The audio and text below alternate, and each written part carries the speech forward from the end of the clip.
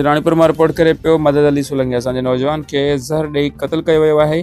Police वाक़े जो इतला मिलण बावजूद क़त्ल में मुलविस जवाबदारनि जे ख़िलाफ़ कानूनी कार्रवाई करण बजाय ज़बरदस्ती लाश दफ़न कराए छॾियो आहे। मक़तूल जी भेण शाहिदा शेख ख़बर मूजिब शेख मौला रानीपुर गुज़िरियल 7 ॾींहं पहिरियां फ़ौत थी वियल नौजवान बशीर शेख जे वारसनि शाहिदा शेख, फरज़ाना शेख, मंजूरा शेख, दुलजान शेख ॿियनि एहतिजाज कंदे सहाफ़ियुनि सां ॻाल्हाईंदे चयो त बशीर शेख खे संदसि घरवारी बख्तावर जी लाड़काणे जे रहवासी मासर शाहनवाज़ शेख ज़हर ॾेई क़त्ल कयो आहे।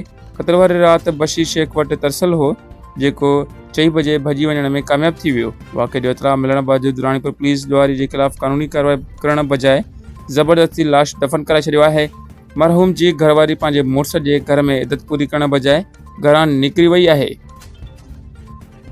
उन मौक़े ते संदन चवणु हुयो त वाक़े जी जांच कराए ज़िम्मेवारनि जे ख़िलाफ़ सख़्त खां सख़्त कानूनी कार्रवाई करे संदसि इंसाफ़ कयो वञे। वॾो नहाक थी वियो आहे, चङो भलो कमाईंदड़ भाउ असांजो आयो घर में, त उनखे ज़हर ई उनखे मारे हलिया विया। उनजे जेका माईअ जो लाड़काणे जो शेख हिकिड़ो हुयो, मासर उनजो छोकिरीअ जो हुयो। उनजो नालो छा आहे? उनजो शाहनवाज़ उनजो नालो हुयो। उहो हिते घुमण आयो हुयो? हा, हिते घुमण आयो, बस छोकिरी बि वठी आयो। अच्छा, हा। पोइ उन कीअं मारियो?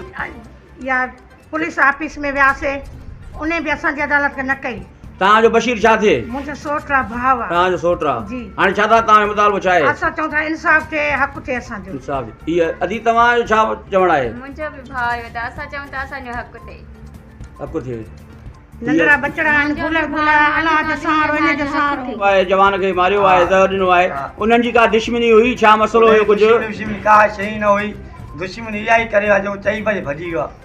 अच्छा, सुबुह जो जेको शकवाल भाई नहीं मारियो आहे, जेको 4 बजे वियो आहे, जेको 4 बजे तो भॻो आहे। अस्पताल में था खणाए वियासीं, उन्हनि बि इहे ई चयो बाबा। अस्पताल में घणा ॾींहं दाख़िल हो बशीर? असांजो भातो रतु आयो त अस्पताल में असांजे भाउ खे न कयो अथनि।